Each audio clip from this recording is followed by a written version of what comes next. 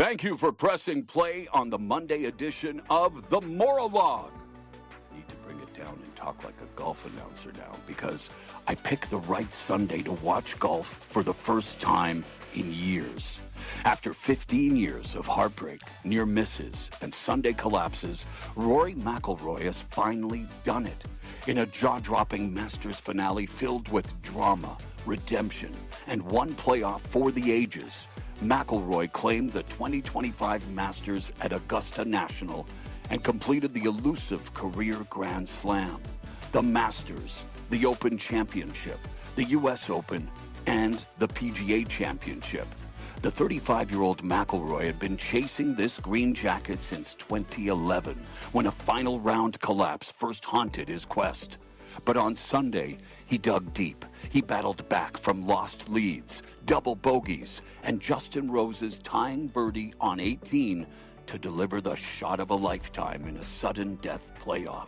A 126-yard wedge to within 4 feet, and finally drained the putt that made him immortal.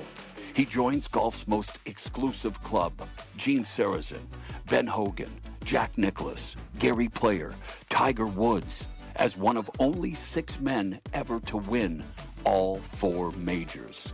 As announcer Jim Nantz so eloquently put it, McIlroy has his masterpiece. You know, I once scored a hole-in-one. The windmill hole at mini golf counts, right? Right? Well, basketball and hockey players who aren't gearing up for the playoffs are getting ready to hit the links. Meanwhile, the 2025 NBA playoffs, they're officially set. The play-in tournament tips off tomorrow, Tuesday, and the postseason begins this Saturday. In the West, the Oklahoma City Thunder, who finished the regular season with the league's best record, 68-14, and the number 2 seed in the West, the Houston Rockets, they await play-in winners, while the Lakers face the Minnesota Timberwolves and the Denver Nuggets battle the LA Clippers in the opening round. In the East, it's the number 1 seed Cleveland Cavaliers and defending champion Boston Celtics waiting on play-in results.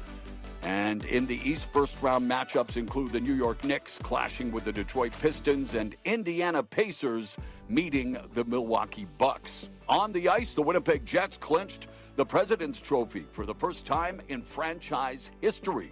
The Jets locked in the NHL's best regular season record and set their sights on a much bigger prize, the Stanley Cup.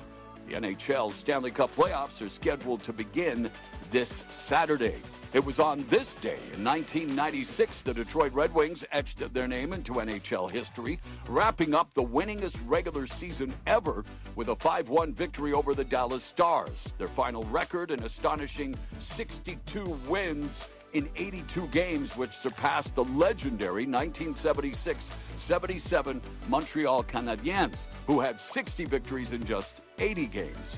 But the magic, well, it ended in heartbreak for the Red Wings. Despite their dominance, they were denied a cup run by Patrick Roy and the Colorado Avalanche in a brutal Western Conference final, proving once again records shine, but rings define. World Expo 2025 has started in Osaka, Japan, a city I visited on numerous occasions when I was the voice of Pride Fighting Championships between 2003 and 2006. But over the next 6 months, more than 28 million visitors are expected to pass through the towering Grand Ring, a massive wood and marble already certified by the Guinness World Record Book. The theme, Designing Future Society for Our Lives, a call to explore cutting-edge innovations that just might shape the way we live, work, and connect for decades to come.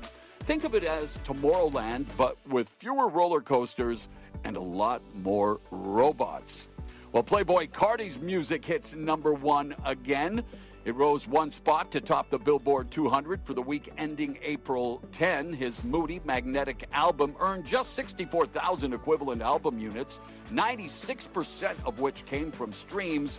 That makes it the lowest selling number 1 in over a year. But hey, it's a number 1 nonetheless. We're here, the podcast of positivity. We can call it a victory for vibes over volume. On this day in 1828, Noah Webster published his American Dictionary of the English Language, the culmination of 26 years and 70,000 word definitions. Webster didn't just define American English, He helped invent it, famously ditching the British U in words like color and honor. After his death, the rights were bought by George and Charles Merriam, eventually birthing Merriam-Webster. But thanks to a copyright lapse in 1806, Webster's became fair game, meaning any dictionary today can technically call itself Webster's, whether it's the real deal or not. Today's dose of heartwarming humanity, it comes courtesy of 1440 newsletter reader Ward V in Kalamazoo, Michigan. And I got to tell you, it's a perfect 10. Ward wrote, our grandson celebrated his 10th birthday on April 1st. The Saturday before, Mom and Dad threw him a bowling bash with friends, followed by dinner at a local restaurant. Gifts were given, cards were opened, and in one of those cards was a crisp $5 bill, which he handed to his mom for safekeeping. A little while later, he asked for it back. When she asked why, he said, I want to give it to our waiter guy because he's doing such an awesome job of caring for us. Now that's how you roll into double digits with gratitude, empathy, and the kind of generosity that doesn't need to be taught, just celebrated. Feeling a little blah these days? Well, your gut might have something to say about that. Literally. A new study shows that taking probiotics daily for a month can reduce negative feelings like anxiety, stress, and fatigue. Researchers found that participants who tracked their moods daily, not just with standard questionnaires, reported fewer bad days after 2 weeks on probiotics.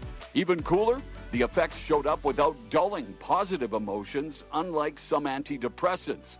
And those who were more risk-averse or emotionally sensitive seemed to benefit most. So while probiotics are not a substitute for therapy or meds, they might just be your gut's way of saying, I gut you. Finally, scientists have found that cows produce more milk when the farmer talks to them. If you thought that pun was bad, wait for this. Scientists have found that cows produce more milk when the farmer talks to them. Yeah, apparently it's a case of in one ear and out the other. Today's motivation comes from William George Jordan, a fierce advocate for mental fortitude in the early 1900s, who believed that true strength came not from force, but from character, clarity, and calm in the chaos. He said, optimism realizes that life is bigger than any single battle. A reminder that even when you're in the thick of it, worn out, weathered, wondering if you're making a dent, there is a horizon beyond the hardship. The war isn't won or lost in one moment. It's the staying power, the zoomed out view, the faith that today's storm doesn't define the whole journey. Well, that's it for today's Maurologue. Thank you for listening. Stay strong, stay kind, hold the door open for someone, don't tailgate in traffic, and keep fighting the good fight.